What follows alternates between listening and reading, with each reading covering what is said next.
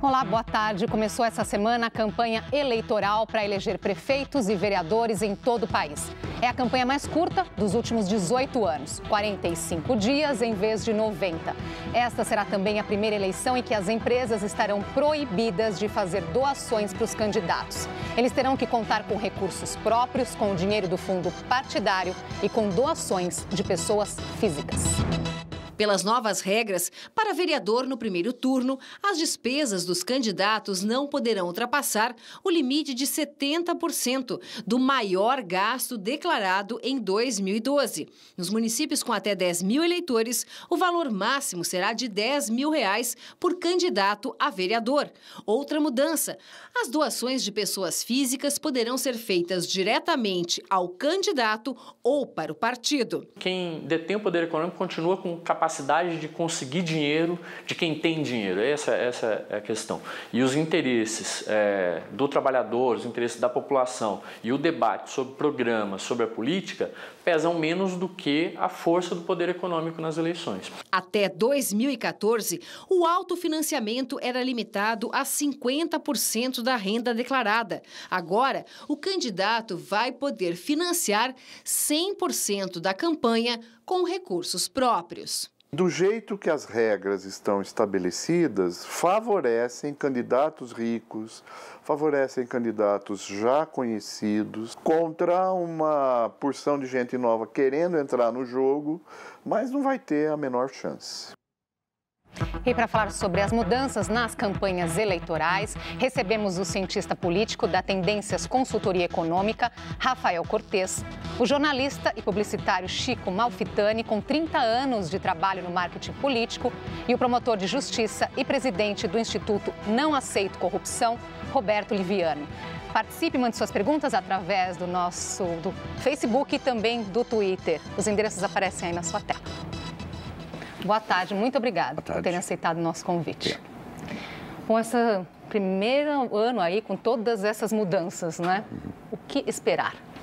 Acho que do ponto de vista político, a questão que mais angustia, enfim, é o efeito dessa agenda negativa, né, de todos esses escândalos de corrupção mais recente no processo eleitoral. Então, está uma expectativa cada vez maior por parte da sociedade, de renovação da classe política, e a gente vai enfrentar pela primeira vez mudanças de regras significativas em relação ao financiamento de campanha. E aí a questão, o quão serão efetivas para atacar esse problema que é cada vez maior, mais importante, né, e reforça essa perspectiva de falta de representatividade. Me parece que a gente vai se decepcionar um pouco com essa agenda de renovação à luz dessas regras. Bom, eu acho assim, o primeiro ponto foi um enorme avanço para se dificultar os esquemas de corrupção na política, a aprovação do fim do financiamento privado de campanha. Empresa que doa dinheiro para a campanha quer alguma coisa em troca, né? Em 99% dos casos. Pode ter o caso de que o determinado empresário tinha uma afinidade com o candidato, mas eu faço campanha há mais de 30 anos, essa foi a prática. Então, acho que o primeiro passo foi dado. Ele não termina com a corrupção, como nós não terminamos com a violência, nós não acabamos com nada, nós dificultamos. Então, acho que como brasileiro, antes de ser jornalista ou publicitário, eu sou brasileiro. Como brasileiro, eu só posso saudar como positiva o fim do financiamento privado. Na matéria anterior, foi dito que isso vai favorecer candidatos com mais recursos. É verdade, porque os candidatos ricos podem usar. Então, o segundo passo é limitar. Nós temos que aperfeiçoar a lei, limitar o valor gasto por um candidato que tenha dinheiro. Ele vai ter que gastar um limite muito pequeno do seu patrimônio, porque senão ele vai concorrer com desigualdade. O princípio da democracia é que cada cidadão um voto.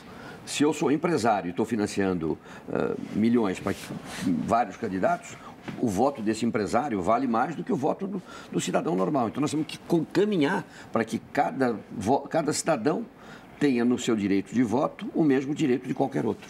E agora essa mudança, doutor Roberto, tem o poder aí, podemos esperar que diminua a corrupção, né, como o Chico colocou aí, que existe de fato esse real interesse aí entre empresários e empresas colocarem dinheiro aí e receber em troca algum interesse, né? A gente ouviu até na política. Então, até o próprio João Santana no depoimento colocou ali 98% das campanhas, acontece aí o Caixa 2, independente de ser uma campanha pequena ou uma campanha grande. Olha, Andressa, quem viver verá. Né? Não dá para saber, fazer um exercício de futurologia. É importante enxergar o seguinte: em primeiro lugar, não há regras perfeitas que vão resolver todo este problema. Nós estamos procurando fazer um aperfeiçoamento e, conceitualmente, proibir empresas de investir, porque não é doar, é investir, sim, esperando a contrapartida. Do ponto de vista ético, é extremamente importante, né? Porque você está investindo, dirigindo-se na direção da equalização das condições. E as regras de direito eleitoral, elas buscam isso, coibir o abuso do poder econômico, como se falou aí, né, na reportagem. Então, ter esta preocupação, buscar campanhas que sejam mais simples, mais modestas, que mostrem mais a verdade das candidaturas, quais são as verdadeiras propostas, sem as maquiagens, sem as máscaras, sem o uso do dinheiro como instrumento de aquisição do poder. Isso é extremamente importante. Então, desta forma, óbvio que é uma sinalização importante, mas não tem solução perfeita. Realmente, os mais ricos e mais conhecidos, eles têm vantagem. Outro dia, o deputado Paulo Maluf deu uma declaração sintomática. Paulo Maluf não precisa fazer campanha, basta dizer que é candidato, né? Então, estas pessoas, elas largam numa situação de vantagem. Nós precisamos buscar o aperfeiçoamento disso, que as pessoas tenham consciência dos seus papéis dentro da democracia, que as pessoas fiscalizem, que os cidadãos interajam, que eles participem das campanhas. Pois é, né? Estamos aqui para colocar justamente o que ganhamos e o que perdemos, se é que perdemos alguma coisa com essas mudanças, né? Doutor Roberto já citou, então, né, a questão dos nomes já conhecidos, então, que teria uma vantagem. Mas tem uma contradição. Como eu acho assim, não perdemos aí a questão de apresentarmos novos nomes aí nesse debate? Olha, eu acho que entender que tem uma tensão entre assim, as regras eleitorais e a própria ideia da representação, ela não é um processo simples. Então, eventualmente, você vai anular, criar mecanismos que dificultam a entrada de novos representantes, por exemplo, sob o argumento de que nós vivemos num sistema multipartidário, são muitos partidos e que ninguém sabe o significado real de cada legenda. Essa é uma crítica super comum. Mas note que, ao combater essa ideia da fragmentação, você, ao mesmo tempo, está fechando a porta de entrada para justamente candidatos e pessoas que possam significar essa renovação. Eu acho que a tarefa... Que é o que tanto estamos precisando, né? E esse sentimento de não representatividade, uma parte vem disso. Você tem um descontentamento com legendas tradicionais, mas o mecanismo eleitoral não é o suficiente para gerar essa renovação. Eu acho que a ideia principal, e coloco para a discussão dos colegas, é que regras são definidas por políticos racionais e que querem permanecer no poder. Então, é um jogo de tensão entre nós, da sociedade, contra políticos que querem preservar o seu poder, e aí é um jogo que vai dar, enfim, vamos ver o resultado de 2016. Chico já esteve aí à frente, né, de grandes campanhas no marketing político, né? Como, né, nessa questão aí dos pequenos nomes, então, como driblar aí essas mudanças? Eu acho assim, o que está colocado como desafio nessa eleição é a criatividade, né? Se você tem uma inserção social e se você é criativo, você pode ter sucesso, né? Nós temos algum exemplo aqui, por exemplo, você tem um exemplo de vai ser disparidade, mas tem nomes novos aparecendo, por exemplo, João Dória é um nome novo aparecendo, mas ao mesmo tempo ele tem uma fortuna que ele pode ser favorecido. Então é um jogo. Eu acho assim, eu sou contra essa ideia geral que o horário eleitoral é uma coisa ruim, nós não queremos tanta politização da população. Então, eu acho que não é reduzindo o tempo de discussão no horário eleitoral que você vai politizar a população. Eu acho que é o contrário. A televisão tem que ser um instrumento de debate sobre política. E a politização não se faz só no horário eleitoral. Um problema que nós vamos ter concreto na campanha é que a campanha, hoje, o tempo de televisão daqueles em bloco vai ser muito pequeno, 10 minutos. Então, os candidatos vão ter fragmentos. A maior parte do tempo vai ser dado nos comerciais de televisão.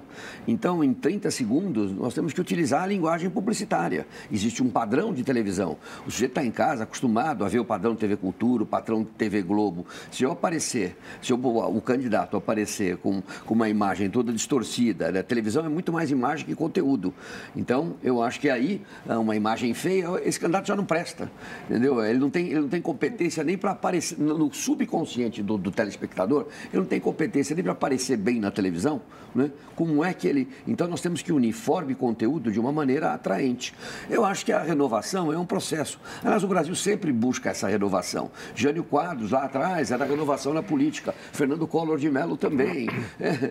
Nós estamos sempre em busca de uma coisa que a própria sociedade não entende, é que nós precisamos, como cidadãos, nos renovar.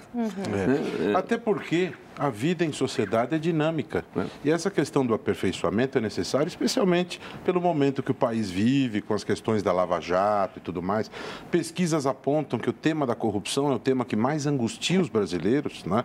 Então, nós vamos verificar nas eleições se de fato isso se reflete nas escolhas que serão feitas. Agora, pegando carona no que o Chico falava, eu acho que os debates eles precisam amadurecer no seguinte sentido: preocupação mais firme com temas. Então, vamos discutir educação, fazer um debate sobre educação, um debate sobre saúde, né? Um debate sobre políticas públicas específicas, não um debate engessado por consultores e armadilhas e jogadinhas.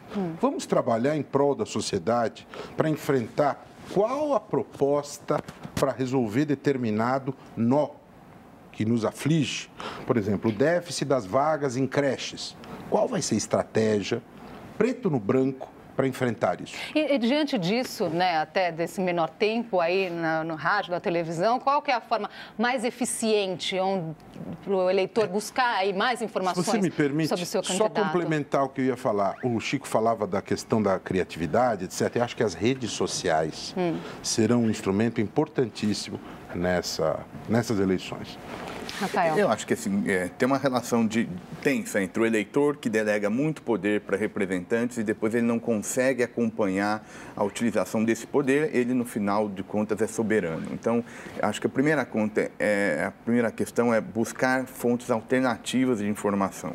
Porque, na verdade, eles vão vender um pacote, né, de políticas públicas, e o que a gente precisa entender é se minimamente esse pacote é razoável para atender o discurso que ele está se propondo. Não vai ser ele que vai nos dar essa dica. O eleitor deve acreditar nas campanhas, na TV e na rádio? Tem que olhar do ponto de vista de desconfiança, porque ele tem todo o incentivo, né, do ponto de vista do candidato, de criar um discurso, né, para que torne a sua campanha mais palatável, a sua proposta mais palatável. Mas não necessariamente ela vai ser eficiente. Então, buscar essas fontes alternativas, me parece que do ponto de vista do eleitor, é fundamental para ele não perder tanta representação.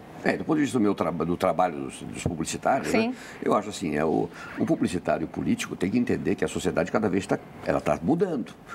Se você vier com aquela campanha de outra vez, entrar em favela, beijar a criancinha. Não cola mais comer ali dentro dos bares e comer alguma coisa que você percebe que o candidato ele não é o que ele iria Andressa, comer ali no seu dia a dia? Absoluta eu não tenho, mas eu não faria mais, entendeu? Não faria mais. Eu acho assim, criatividade com verdade é um caminho. Né? Outra coisa, eleição é uma questão assim, nós precisamos lutar para que a sociedade brasileira cada vez mais se politize, se conscientize, né? Então, isso não adianta a gente querer fazer a campanha eleitoral aqui, à la França, né, com um povo brasileiro que não tem o mesmo nível de conhecimento da política, de tradição política, como tem na França. Agora, tem um lado, você falou dos debates, né? Eu sempre, ao longo desses 30 anos, é sempre um dilema, né? Porque quando o debate de televisão é um debate real, de ideias, de propostas, que é aquilo que o telespectador, que você em casa fala, quero ouvir um debate de ideias, de propostas. Aí tem o debate de propostas, a audiência faz assim, ó. O povo adora ver o circo pegando fogo na televisão. É um absurdo isso. Eu não concordo com isso, mas é a realidade do povo brasileiro hoje. Então, fazer o povo se interessar por isso. Então, acho que isso eu digo. Eu acho que o caminho hoje para a eleição, tanto do publicitário quanto do político, é quanto mais criatividade e verdade tiver, isso envolve o dinheiro ter um papel muito pequeno nisso. Você falou nós vamos precisar fazer uma pausinha aqui na nossa conversa, a gente volta já.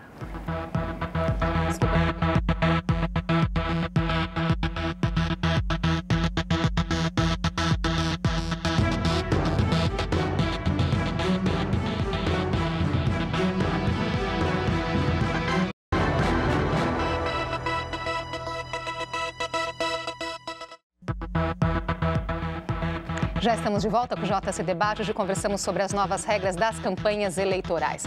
Com a gente, o cientista político Rafael Cortes, o jornalista e publicitário Chico Malfitani e o promotor de justiça Roberto Liviano. Vamos voltar um pouquinho nessa questão, né? Então, agora, sem dinheiro de empresas, o eleitor pode aí fazer as suas doações. Vocês acreditam que isso vai acontecer? Eu acho essa uma ideia muito interessante. Nos Estados Unidos, por exemplo, essa coisa do crowdfunding é uma cultura que já foi bem absorvida, é uma coisa que faz parte da prática política lá. Isso não vai ser introduzido e absorvido imediatamente aqui. Isso é uma coisa que ao longo do tempo, como mudanças de cultura, acontecem ao longo do tempo. Mas eu quero falar de um assunto ligado a esse que você comenta, que é a questão dos partidos políticos, né? Eles precisam ser refundados, né? Porque a gente está, essa mudança, ela está relacionada a uma série de coisas que vem acontecendo no país, inclusive o papel dos partidos. Nós estamos na vigência, por exemplo, da lei da ficha limpa e nós assistimos situações que partidos dão legenda a fichas sujas, como tivemos em 2014, né? 3 candidatos ao governo que receberam legenda com fichas sujas e foram barrados, né? Então, os partidos, eles precisam ser renovados, revigorados. Não, obviamente que essas ideias de candidaturas individuais, desconectadas de partidos, elas não são razoáveis, mas os partidos, eles precisam também entrar nesta onda. A lei anticorrupção se aplica aos partidos também. Compliance é para empresas públicas, privadas, partidos, sindicatos, né? Portanto, essa questão do dinheiro que movimenta as campanhas, ela está sendo provocada, esse tema está sendo provocado num momento importante, mas ao mesmo tempo agudo, né? Mas não vamos imaginar que nós vamos ter revoluções. O Ministério Público e a Justiça Eleitoral vão precisar estar muito atentos, porque o dinheiro das empresas não vai desaparecer. Ele vai desaparecer do ponto de vista regular, formal. Isso pode significar a intensificação do Caixa 2. Então, a forma de fiscalização do Caixa 2 precisa ser modernizada. Você acredita que com essa mudança, então, isso pode ser ainda intensificado, o Caixa 2? Há um grande risco do aumento do Caixa 2. Essa é a única coisa que eu discordo totalmente. Concorda, Chico? Porque eu discordo totalmente porque eu acho que eu, ao longo dos anos, tenho visto que cada vez mais os tribunais eleitorais estão se aperfeiçoando na fiscalização. Então, eu acho que vai ser muito... E vai ficar patente a diferença, né? Então, um determinado candidato que está declarando que tem 2 milhões para fazer a campanha, tem carros eleitorais parados pela cidade. O tribunal, hoje em dia, exige tudo. Qualquer panfleto que sai na rua tem que ter o número o nome da gráfica, a quantidade, o CNPJ. Verdade. Então, mas outro dia descobriram o Departamento de Operações Estruturadas numa grande empreiteira. Em 2017. Bom, doutor Roberto coloca aqui, então, que com as novas regras pode aumentar ainda mais aí ao risco de que aconteça... Deve haver atenção com isso. Caixa 2. Eu acho que não. Eu acho que vai diminuir. Acha que não, Rafael? Eu acho assim, quase que imponderável. Eu acho que a direção é correta do conjunto das medidas que estão tomando, ainda que exista a continuidade do Caixa 2. Acho que a direção é correta de limitar e dificultar a tradução de interesse econômico na campanha política, mas acho que a sociedade precisa ter claro que são 2 questões diferentes. Tem uma questão que é do ponto de vista legal, de combate à corrupção, enfim, toda essa discussão que a gente está tendo. A outra perna, que a gente conversou mais no primeiro bloco, que é a questão da representação, da qualidade de discussão da campanha, isso é um problema informado por causas diferentes. Então, isso tudo para dizer, a gente pode ter uma campanha limpa do ponto de vista legal, mas ainda assim muito vazia do ponto de vista da representação, porque a representação, ela envolve uma relação complexa entre a qualidade do candidato, mas também há uma disposição do eleitorado e da sociedade de se mobilizar. O problema é como se mobilizar no momento da descrença da política é muito elevada. Era então, esse ponto que eu queria até voltar um pouquinho nessa questão da doação por pessoas físicas, né? Nesse momento aí que o eleitor está tão descrente, não é, Chico? Difícil, eu acho difícil, nesse primeiro momento, você criar uma cultura de que... né? Se eu for pensar lá atrás, quando começaram, no primeiro período de redemocratização do país, aliás, a democracia é muito jovem no país, né? Eu fui votar para presidente com 39 anos de idade a primeira vez, então a democracia é muito jovem, por isso que ela é cheia de defeitos, né? Mas ela ainda é o melhor regime, não inventaram o melhor que ele. Então, mas lá atrás, em 84, 85, 86, havia um envolvimento das pessoas com os partidos, se fossem eles da oposição, ou da situação, ou PT, ou MDB na época, então havia um envolvimento. Aos poucos o dinheiro foi entrando tão pesado nas campanhas, as campanhas foram ficando caras também, porque elas não foram só fonte de enriquecimento, para mim, acho absurdo, de publicitários, mas também de políticos dentro das campanhas. Então, por isso que elas foram crescendo estratosfericamente. O dinheiro entrava fácil demais. E acho que a proibição dificulta a entrada do dinheiro. Então, isso vai ser uma colaboração. Agora, eu acho que isso num momento em que as pessoas estão descrendo da política, você achar que todo mundo vai doar dinheiro para político, é muito difícil. Mas eu acho que é um primeiro passo. Mas é um caminho, é um caminho que nós devemos passo. Trilhar e que se queremos aperfeiçoar a nossa democracia. Agora, a partir do momento, né, que a gente sempre ouve aí, né, o cidadão tem que acompanhar aí o seu candidato, né, quem votou, tem que fazer essa cobrança. Quando a pessoa aí também investe nesse candidato, aí essa consciência da cobrança também não pode vir? Será maior. Isso é fundamental e no Brasil não há esta memória. As pessoas esquecem quem votaram logo na sequência. Como se disse aqui, esse é um primeiro passo importante, mas há uma questão também que precisa ser retomada e precisa ser retomada logo, que esse é um problema grave para o país, o número de partidos. O número de partidos gera uma série de problemas e partidos em que você não vê um verdadeiro substrato ideológico. Por exemplo, nós temos o Partido da Mulher Brasileira, que tem um parlamentar homem. Está se discutindo a criação do Partido dos Corintianos, né? E por aí vai. Né? Não é plausível que você tenha este número de partidos e o partido muitas vezes se assemelha à estrutura de uma empresa. Né? Então nós precisamos repensar isso, a questão da cláusula de barreira, que foi objeto de análise pelo Supremo.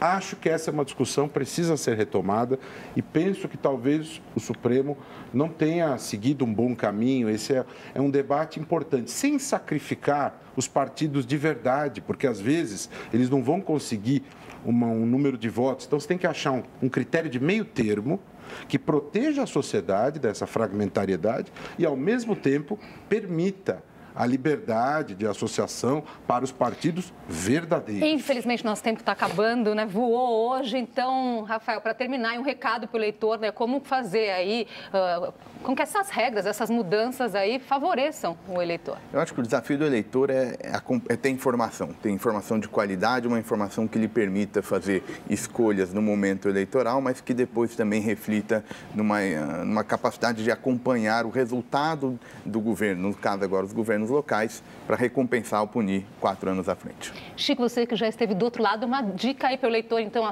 acompanhar aí, né, o tempo dos candidatos no rádio, na TV, confiando, desconfiando, como que é? Claro, redes sociais, rádio, televisão, informação não apenas dos jornais, das emissoras de televisão, busque informações, conheça a história do candidato. Uma coisa é a promessa que é feita na televisão, outra coisa é ver se na sua vida ele adotou esse princípio, né? Alguém que fala sobre ética e de repente está do lado de pessoas que no passado...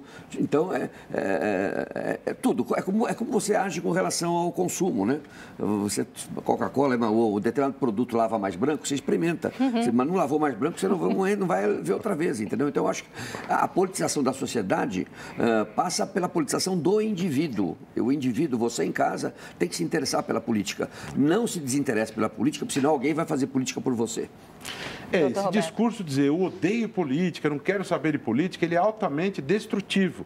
Então, para as pessoas, isso gera grandes prejuízos. É necessário buscar informação, saber da história das pessoas. Nós temos aí o instrumento da ficha limpa, mas ele não é suficiente, ele é um filtro importante. O voto precisa ser um exercício de consciência. A pessoa precisa saber que o voto, ele gera responsabilidades, ele tem consequências ao longo dos 4 anos. É necessário que a pessoa saiba fazer isso e tenha noção da dimensão deste voto. Não busque interesse pessoal. Em hipótese nenhuma, venda o voto.